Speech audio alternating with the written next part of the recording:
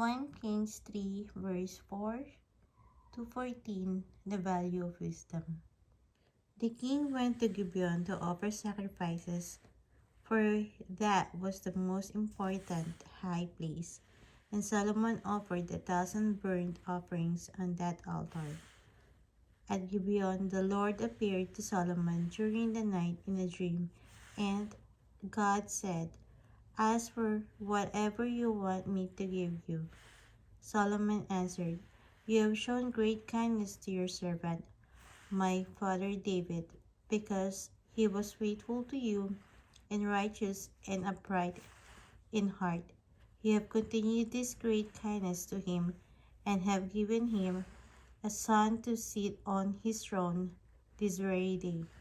Now, Lord my God, you have made your servant king in place of my father David, but I am only a little child and do not know how to carry out my duties. Your servant is here among the people you have chosen, a great people too numerous to count or number, to give your servant a discerning heart to govern your people and to distinguish between the right and wrong. For who is able to govern this great people of yours?" The Lord was pleased that Solomon had asked for this.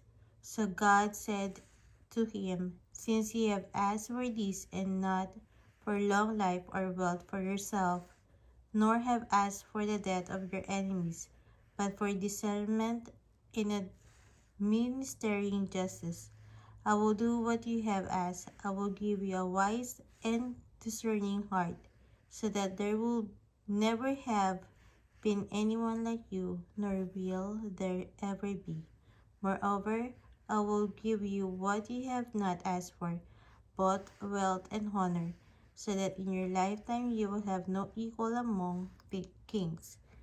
And if you walk in obedience to me, keep my decrees and commands as David your father did, I will give you a long life." Then Solomon awoke and he realized it had been a dream.